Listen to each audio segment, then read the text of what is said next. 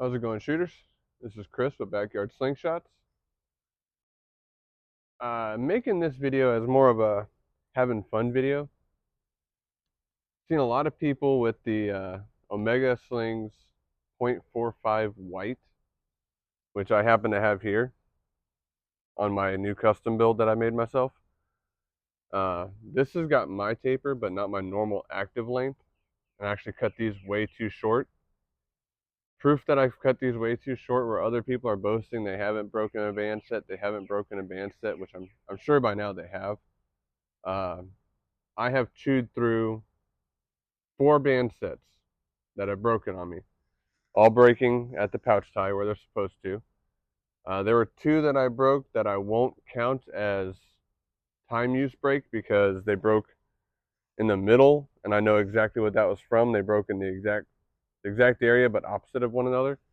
That was from my roll cutter. So I'm not going to count those as wear and tear usage. That was me, user error, cutting on a bad spot on my cutting mat. But I've gone through 3 sets that are broken right here at the pouch, and that's just because I have these cut 50 mil shorter than normal when I should have gone 30 mil shorter. So I am truly getting like that 700%, if not more. Like that is all I've got. This ain't stretching no more. That's all she's got. I am truly taking that 700% elongation and I'm putting it to use. I want to see what these can do. Saying that, I don't have a chronie. I personally do not own a chronograph, so I cannot give you speeds. Sorry. I will say that these things will send an 8mm fast. With my 1610 at active 250, these were cut 270 with an active 250. I'm straight lining shots at 20 meters, pretty much. Right now I'm standing at my 10-meter mark, but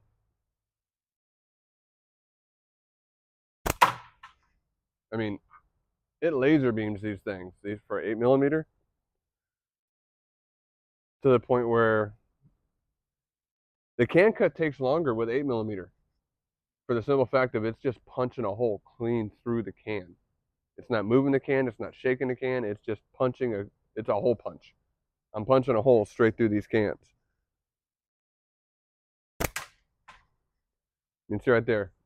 If these would have been any slower or a bigger ammo, it would have knocked the bottom off that can and it would have been a cut.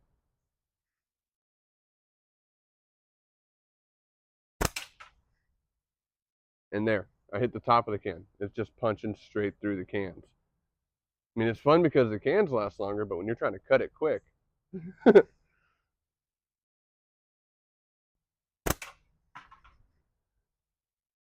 I'm literally just shredding that can.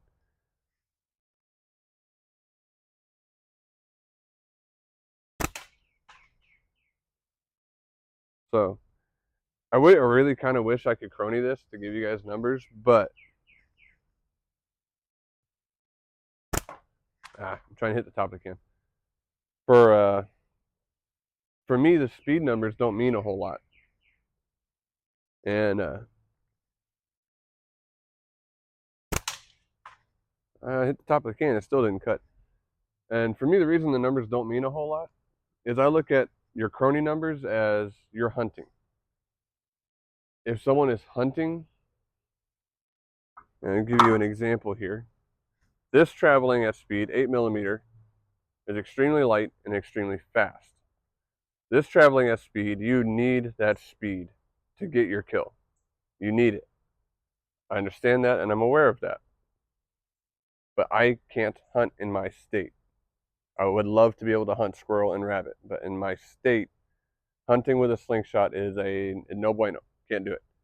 I can do it on invasive animals and nuisance animals, i.e. one of them being hogs. I literally had Florida Wildlife Management, like head honchos, tell me no hunting protected game animals, which squirrel and rabbit are in that list of protected game animals. So are dove and pheasant or quail. Like, really? But I can hunt invasive and nuisance animals, which would be like iguana, hog, and I'm like, who's going to take a hog down with a slingshot? But you hunt with 8 mil, you need that velocity to get that kill. So a lot of people will hunt with 9.5. But if I'm gonna hunt, I'm gonna be like a big DH-2000 Dan Hood. I'm gonna shoot those half-inch cannonballs. This has that weight. This has that inertia. This has that stopping power to get that knockdown. That's where I would worry about speed and velocity. So for me, the crony numbers aren't that important. I just need to make a target move. I need to make a flipper flip, a knockdown fall down, or make a can cut. And this can's taking forever with the velocity that these are getting. See if I can cut this can real quick.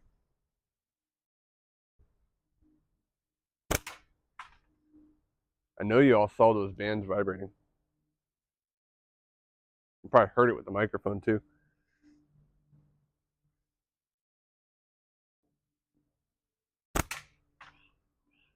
It's right there, ready to fall. It just doesn't want to fall.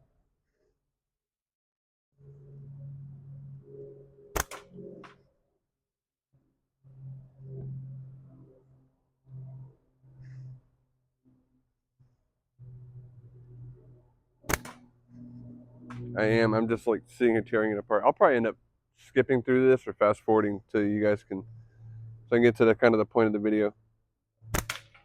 There it is. All right, I'm gonna put a fresh can up, and then I'm gonna show you something fun. So I'll be right back.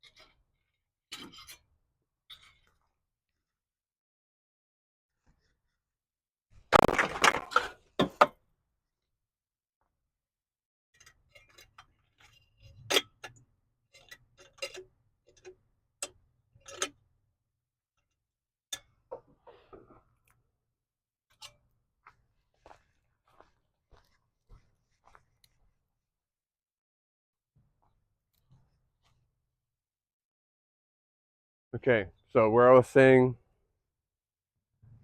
that .45 sends the ammo way too fast to cut a can quickly.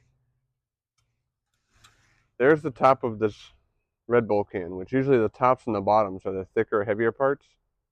It's punching clean through. It's going that fast. So, fresh can. I've been playing with something, and I said something about it in the U.S. Slingshot Shooters group. I just dropped some of my steel. I'll find it later. I said something about it in the U.S. Slingshot Shooters group. So, for what we're going to do now, the 8 mil is going to go bye-bye. Got some half inch here. 12 mil, or 12.7 if you go by true measurements. Get on the hook. Thank you. This is still Omega White 0.45. It's on a 95 mil gasser. These are cut 22 to 14. So 22 mil here, 14 here, versus my normal 1610. 0.45, most people would say 9.5 mil tops for your steel.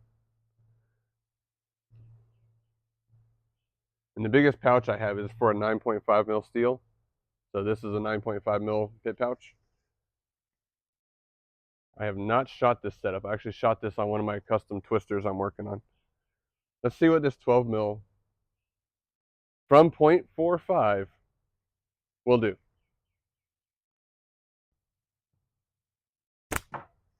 Okay, that was low.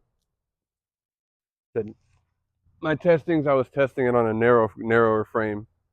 So now I know where I'm aiming.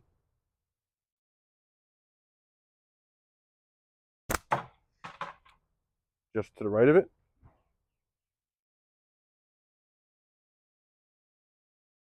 I think someone just got rear-ended.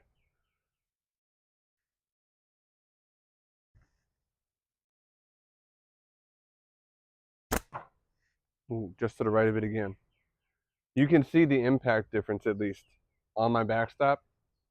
These 12 mils are moving my backstop way more than those 8 mils did.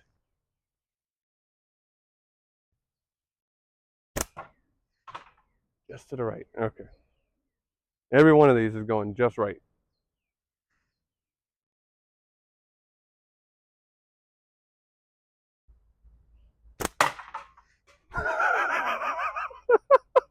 Wow.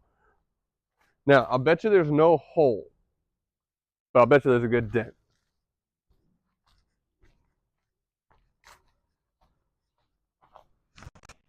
Oh, I'm wrong. Wow.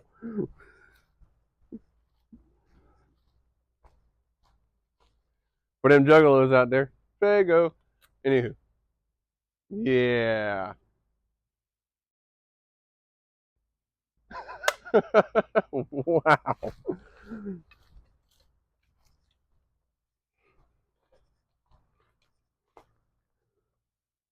Wow, I bent my can hanger. I hit my can hanger in that.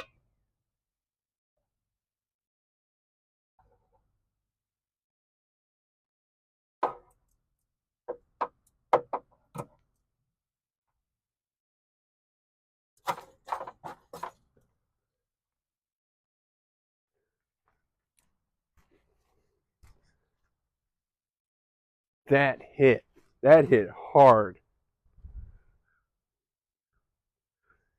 Granted, these things are not moving fast, but when you get to the heavier weight stuff, it's all that weight, that power, that energy transfer.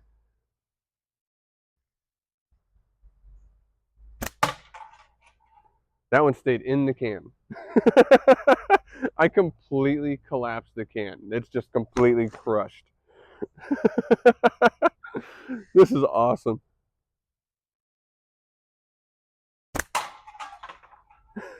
This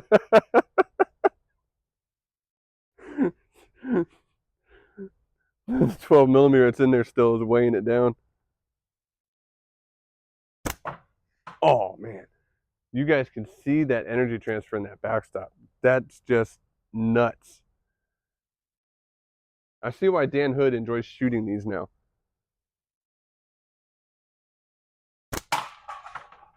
Goodness.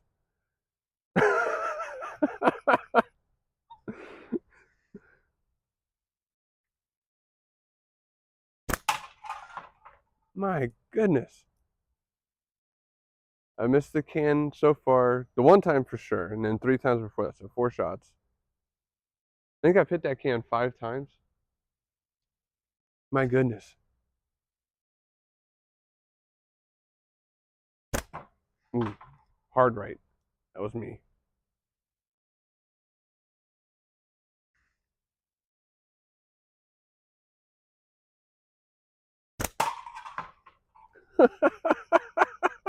I just ripped that side of the can open. That's 6 hits on the can.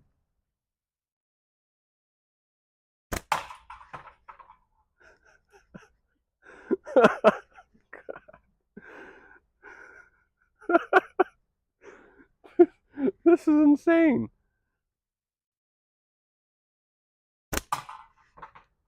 Jesus, I just grazed it and it did that to it.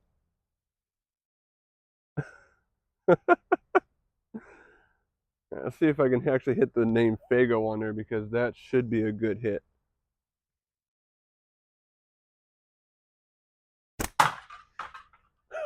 Seven hits. Not counting the graze. The graze would make 8. 7 hits to cut. With .45 shooting 12 millimeter steel. Guys, come on. That's got to be something. That's got to be something.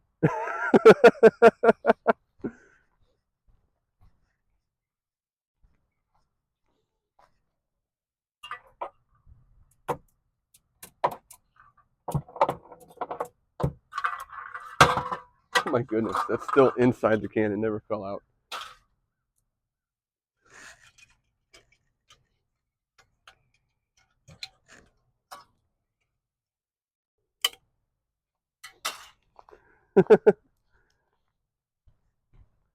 So hopefully that goes to show you don't necessarily need 0.6, 0.7, 0.8 to just shoot bigger ammo.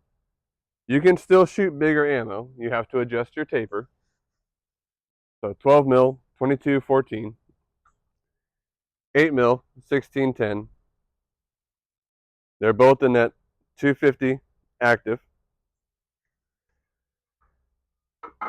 I promise you, I probably wasn't sending those 12 mils, probably not even over 150 feet per second. That's being generous. You saw the effect on target. And in my practice, I've done that all the way back to 20 meters. Still getting the same effect on target. If you're just a target shooter like me, you don't need high power. You don't need 0.7, 0.8. You don't need all that big power to just send a 12 millimeter steel. You're just trying to make a flipper flip, make a can go crunch.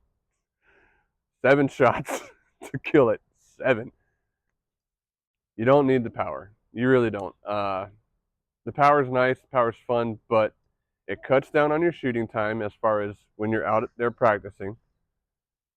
I mean, you can exercise and work it, and you can start shooting longer and longer that way, but it's still going to be strained. It's still going to wear you down. It's going to wear down your hands, your shoulders.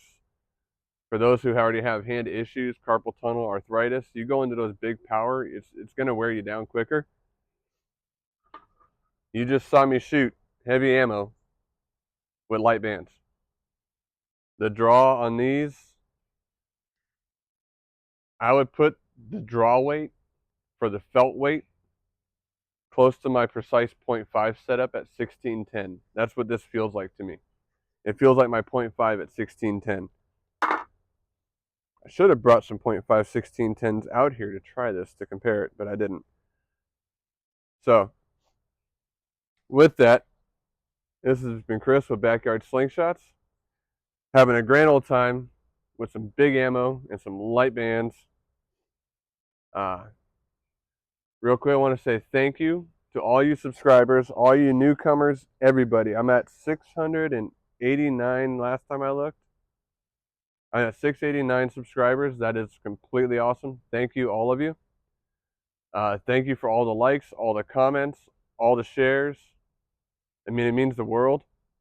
I've noticed my biggest video is right around 13K views, and that's learning to shoot upright, or how I aim. If you guys want to see more in that, as far as upright, let me know. Your interest just in that video alone is telling me you guys want to see more for shooting upright. So please let me know, and I will do my best to make that happen. Yeah, this was fun. Till next time, shooters. Keep it in the 10 ring.